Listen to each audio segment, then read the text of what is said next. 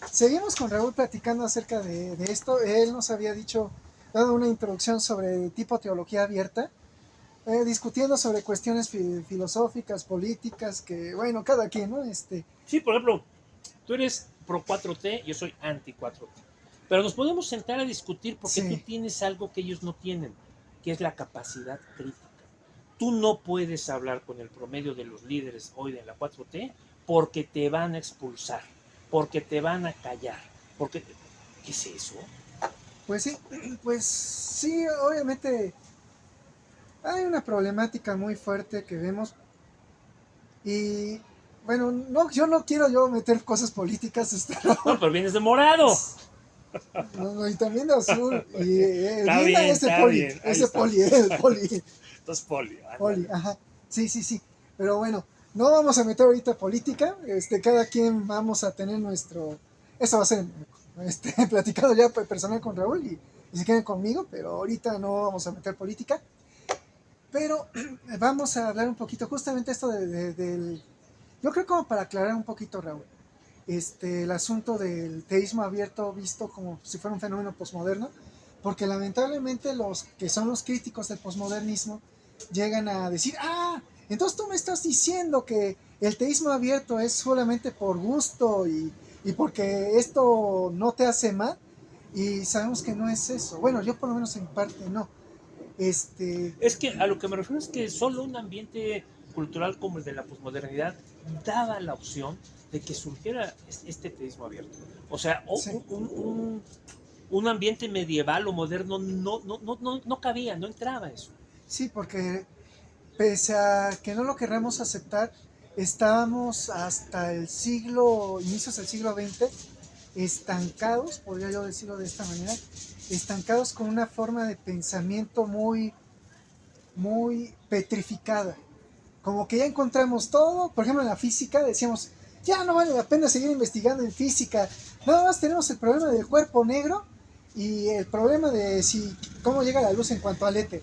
Fuera de eso, la física está resuelta, ya todo está resuelto. Se escribían los libros, hay libros de 1870, 1891, yo los A Max leí, Planck, que decían, en la física ya todo está hecho. Usted va a estudiar que su hijo estudia otra cosa, quiere que porque ya aquí ya no hay nada más que ya no eso. hay nada más. Sí, y en este sentido la física es solamente una expresión de la ciencia de ese momento, del pensamiento de ese entonces. De alguna manera, incluso en la filosofía, los filósofos se revelan, como Marx escribiendo en cuestiones de Hegel, reinterpretándolo, Kierkegaard diciendo Hegel no sabe nada, a mí me cae mal, como que aquí ya se acabó todo y que la razón lo resuelve todo, no, no me parece, y comienza a surgir movimientos existencialistas y propios de la posmodernidad, que es justamente cuando está entrando esto que nos estás diciendo, Raúl. Sí, sí, porque de acuerdo a Ortega, y creo que él tiene razón, eso está pasando al principio del siglo XX. O sea, Sí, él lo identifica en la rebelión de las masas, él ya dice y lo dice, ¿por qué están llenos los cafés? ¿Por qué están llenos los teatros? ¿Por qué un burrero que no puede entender el latín o el italiano se mete a escuchar una obra de teatro? O sea, eso no lo entiendo. Él identifica así el inicio de la posmodernidad, como un momento histórico que la humanidad no había conocido antes, donde la gente está empezando a pensar de sí misma muy distinto. Hoy todo el mundo se cree genio y experto en un área, aunque no se haya formado seriamente en esa área. sí, sí es cierto.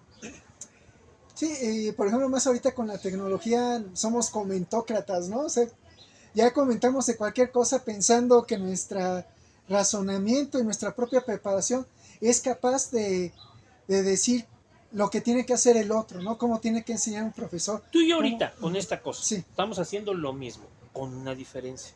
¿Cuántos años has estudiado tú? A Ah, nivel universitario. a nivel ¿Cuántos años universitario, llevas? muchos años, como cerca de 10, Bueno, 20, más de bueno, 10, igual más y de yo, o 10. sea, tú y yo tenemos muchos Y años sigo estudiando estudiando. lo que nos interesa en libros, en congresos, en artículos, o sea, estamos tratando de hacer lo mejor que podamos. Sí. Bueno, eso no lo hacen todos los youtubers. No, no, Por no, eso yo no platico con para todos nada los los youtubers. youtubers. Sí, no, no, no.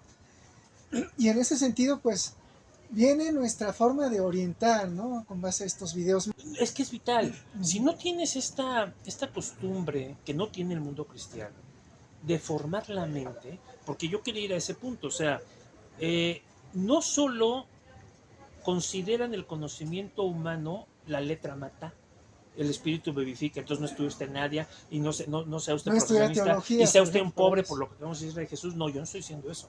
Yo estoy diciendo que a Jesús en su momento, su labor, su trabajo, le implicó no poseer nada en la tierra.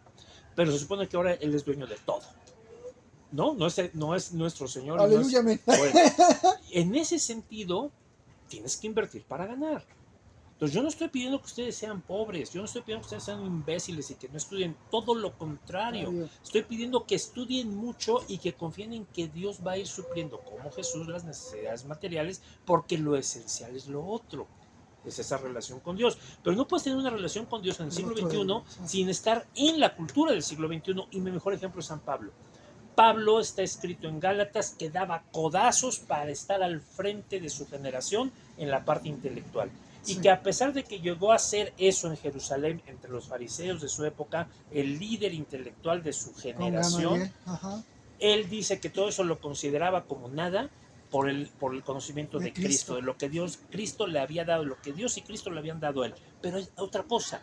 Eso no elimina la formación. Y si ustedes ven la forma en que Pablo hace exégesis, por ejemplo, en la Escritura, es una exégesis rabínica impecable y muy probablemente sea inspirada. Quiero decir con esto que los fariseos no daban tan perdidos en cómo hacen su exégesis. No. El punto es, como dice Jesús, bueno, sí, hagan lo que dicen, pero no hagan lo que hacen. A lo que yo voy es, tenemos la obligación, los que están oyendo esto que estamos diciendo, tienen, porque lo están oyendo, tienen que estar interesados en la parte intelectual del cristianismo, no en la mera parte emocional, emotiva, litúrgica, no. Sí, no. Están interesados en entender, en ir más lejos. Eso los vuelve esa pequeña parte de hombres y mujeres excelsos, esa pequeña parte de intelectuales del cristianismo que están obligados a pensar estas cosas, a trabajar estas cosas, a producir en estas cosas y a transformar el cristianismo de su época. Donde, en el país que estén, tienen ustedes la obligación por el hecho que están oyendo, así de simple, porque eso refleja lo que son. Sí, de hecho esto recuerda mucho que el propio Pablo, ahora sí citando a Pablo, él hablaba como que la vida cristiana es una vida de que sí está bien de manera inicial, yo creo que en cierta manera estuvo bien que haya equivocado pensando en cuestiones de teología tipo prosperidad y así de esta mala forma carismática pentecostaloide, ¿no? Pero crecer siguiendo a Jesús también involucra pensar, involucra razonar. Es que eso es ser humano, no existe un ser humano que no pueda pensar. Con mayor razón. Eso es donde podríamos criticar un poquito a Ortega, pero aquí no nos vamos a meter en eso, porque si no vamos a hablar de Ortega y Gasset y nunca vamos a hablar del punto. Aquí sí sería bueno, Raúl, bueno, tal vez también como entrevistador, por así decirlo, aclarar que el teísmo abierto más bien surge de esas imposibilidades que no tenía la teología a la hora de abordar al Dios de la Biblia. Cuando se confronta al Dios bíblico con el Dios de la filosofía, cuando no comienzan a amalgamar, es donde comienza a haber, pues, los desencuentros, ¿no? Desencuentros tipo, déjame recordar, Tertuliano, que decían, Jerusalén por un lado y Atenas por el otro lado, ¿no? Y estos desencuentros son como desencuentros entre cancelación, lo diría así con base al pensamiento complejo de Morin, de cancelación, de lógica de cancelación, o vamos a ver una lógica distinta, que sea la lógica difusa. Y en esta lógica difusa de pensamiento complejo es donde surge el teísmo abierto, en que dice, bueno, que el Dios bíblico y el Dios de la filosofía no están amalgamando, por ejemplo, en el sentido de la capacidad de Dios, de decir que sí es todopoderoso, ¿no? O sobre si Dios ve el futuro o cómo lo ve, en pensar o que avanza con nosotros y no necesariamente negando del todo el Dios de los filósofos, pero sí reacomodando sin tener que hacer una colisión con la escritura. Y aquí es donde viene cierto tipo de pregunta. ¿Cómo leemos la escritura, Raúl? De tal manera que sea relevante para nuestro siglo XXI. Yo creo que si quieren dejamos esta pregunta para el siguiente video. Si no hay problema por ti, Raúl, va, va.